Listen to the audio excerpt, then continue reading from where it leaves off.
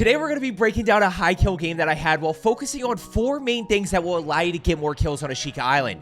Gameplay strategy, pushing versus getting pushed, changing your pace, and the team dynamic. Now starting off here with our landing spot, I just want to note for you real quick, there was no buy station at double hotels here. If you've been here before, you know I love landing there, but no buy station there, no buy station at this building. So we're going to go ahead and land here at Town Center.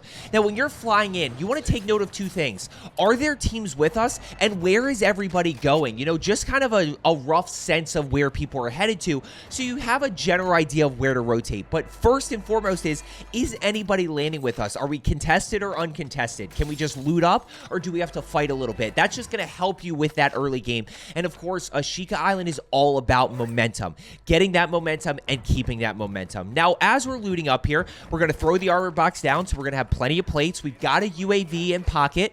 By the way, I do love portable radars. It's just another piece of information that we can get. Bounty gets poached. There's a lot going on. We've got plenty of cash flow. But what I want to tell you here before we really jump into the action is that Ashika Island is more like Fortune's Keep than it is like Rebirth. Rebirth was very fast-paced, very close quarters. On Fortune's Keep, we still played fast, but positioning mattered a lot. On Ashika Island, positioning is crucial to your success.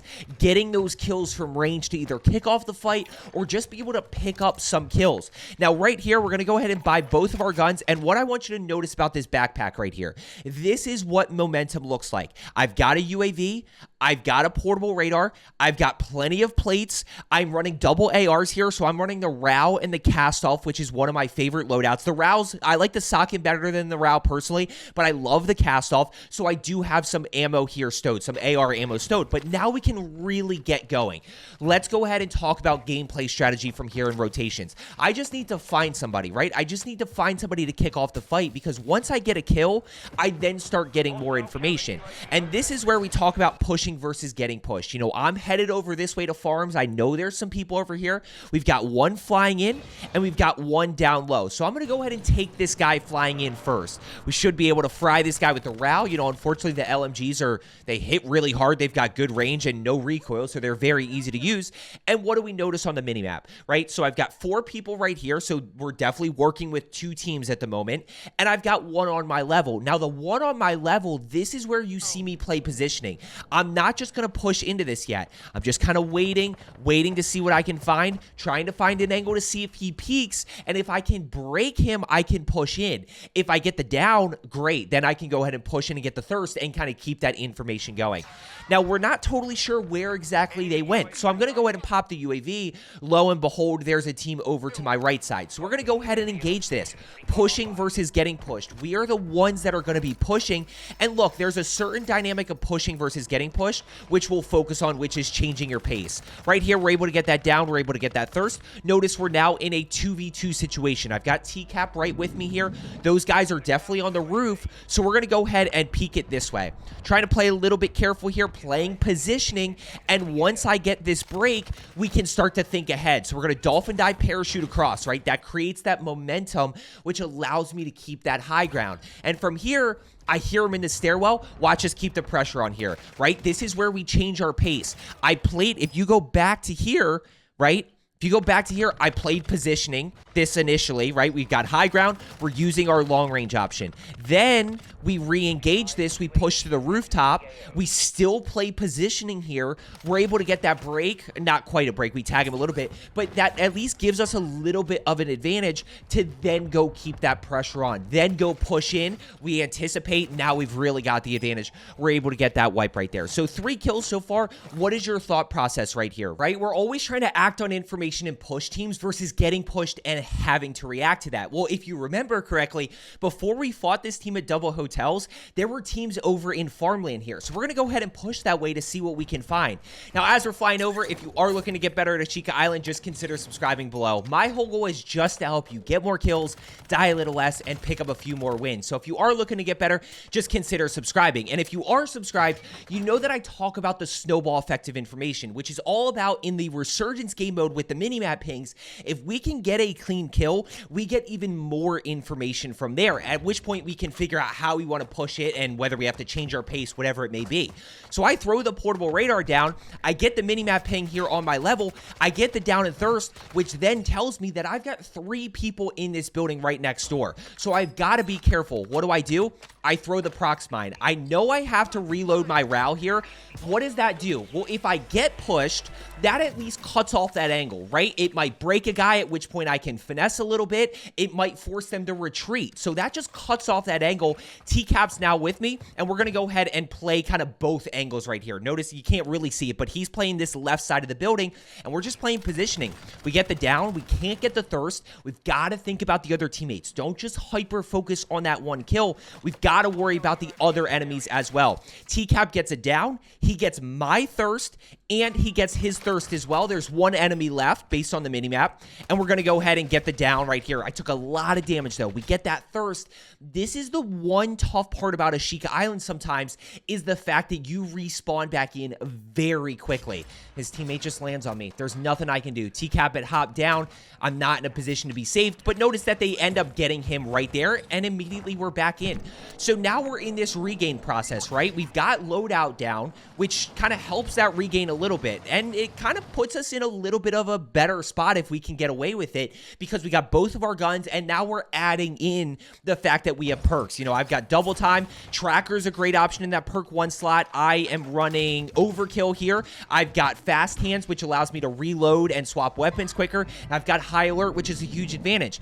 Now, I make a mistake here. There's no doubt about it. I'm not going to hide it from you. I over-challenge this. I've got no plates. I don't know what I'm trying to do here, but, you know, I just absolutely get fried by this guy with no plates, and it is what it is. Let's talk about what do we do from here. Loadout is not safe. And notice there were 2 of them. I didn't even know there were 2 of them, but loadout's not safe. So what do we do to get that momentum back from here? Don't be afraid to land on your stuff, right? I died here. And when we look at this, the fact that I landed back in, I've got ammo and everything I need, I've got my guns. This is the same spot I was in during my first death. When I died the first time, I didn't have perks or anything. I didn't really have lethals or tacticals. I'm in the same exact spot. We're once again acting on information. Got to quick reload the cast off, but we got this guy straight ahead of us. Pushing versus getting pushed. We are pushing right now. We're in control of this. We're able to get that knock. Let's go ahead and get this thirst right here in a second. The one thing I was nervous about here with the thirst, by the way, look at the mini-map right here. So you can see, oh, you can't see my eyes, but see how this is a little bit weird? It looks like they're kind of both together. I was a little bit hesitant to just push up because of that right there. When he flies over, now I know I can get the thirst. Based on the mini-map right here, here's what I'm seeing. A lot of people on the other side of the map. I kind of missed this guy right here. You're going to see me react to him in a second. I noticed the 2 at gas station. So I just kind of reload right here, but I do have cover as I get shot, right? I have cover.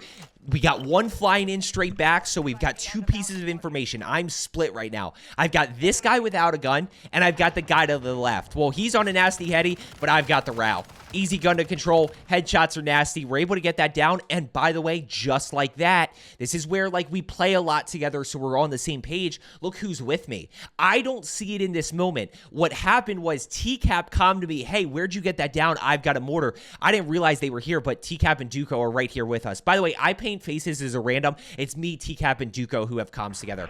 7 kills. TCap calls in the mortar. What do I tell him? Hey, we've got 2 people in gas station. They're playing a little bit ratty. They're camping loadouts a little bit. Let's go ahead and push in together. And what you're going to see is when TCap opens this door, he goes, yep, they absolutely are. So notice we are still pushing here, right? We are not getting pushed. We are pushing them. And where we fight campers is by changing our pace and being unpredictable. TCap kind of pushes in first. I'm going to play a different angle here. Notice on the minimap that Duco is right behind here.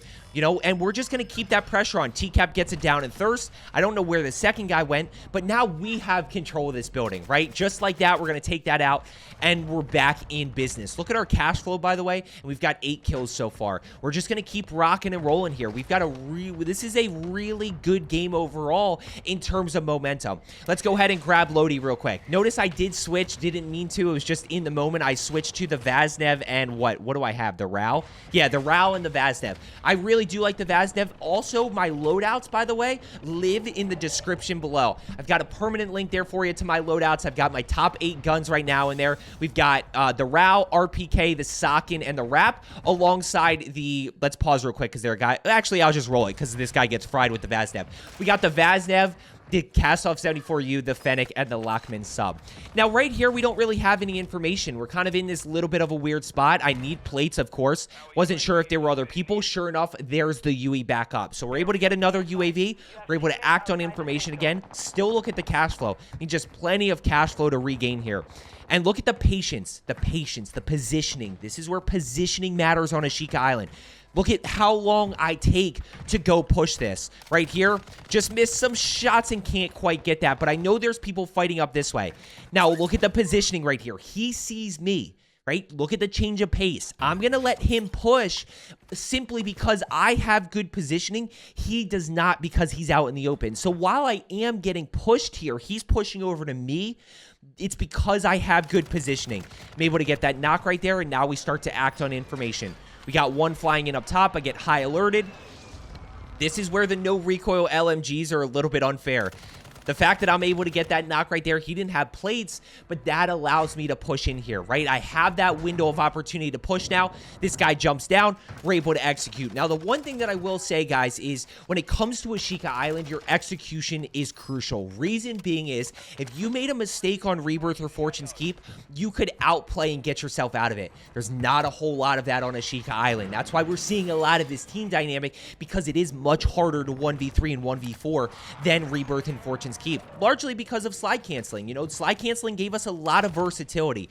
We get high alerted from across. He's going to have a sniper, so I don't challenge this, guys. This isn't really a winnable fight right here, especially with the fact that there's one-shot snipers and the fact that I don't have a self-revive. So if this guy hits me, I've got no teammates around. You know, maybe eye paint faces can get to me, but this isn't worth challenging. I do hear one below. We keep the pressure on, right? We're going to play fast. There's no need to wait for this guy. Go ahead and push that. We get the information. So 12 kills just like that. We were able to regain a little bit with our with grabbing loadout. And notice we died. We grab our guns. We rotate over to loadout. We fight our way that direction. Then we get loadout and we can act and kind of keep that pace now. One flying in above. My guess is this is the guy that's flying back in that had just died, that got sniped over on this side of the building right here. So I'm just trying to see what he's doing. You know, what's he up to? Is he flying over this way? Is he not flying over this way? You know, what's his play going to be? Is he flying away? Oh, all of a sudden the arrow switched right here. He went from above me to, hey, now he's below me right here. And you need to basically look at this and say he's on his stuff, right? He's definitely 100% on his stuff. He's below me. He's in the same spot he died. And now we get the Riot Shielder. Guys, just play patient with the Riot Shielder. And by the way, this guy was actually using a Riot Shield because he's throwing stuns. Well, I've got the RAL, and I kind of play my distance. Guys, if you run into a Riot Shielder, just keep your distance, because right here, even if they stun you, I hate to say it, controller players, you could just let aim assist take over. Now, the other thing that you want to notice here, look at these guys. Watch these minimap pings right here. Watch these minimap pings. Okay, so I get the kill. I checked the minimap right there. It's hidden behind my camera. But notice that these guys are starting to move over our direction, right? So now they're pushing us, right? They're starting to push us. Well, how do we push back? We push back on Ashika Island through positioning. So we're going to play this right here. I get high alerted. Nope, let's go get high ground again. This is where it is similar to Al Mazrah. I'm not saying you camp rooftops. I'm saying you play positioning until you can get the advantage. We're going to go ahead and just keep spraying here. I get the down, but I need to get this thirst, and I've got a 100-round RAL. So I don't even care. I'm just going to keep spraying until I can get that thirst. Multiple down below me here. He's going to, eye paint faces is going to get sniped. This is where positioning matters, right? So we get this guy right here. We're going to go ahead and get him down right there. Can't quite push in yet.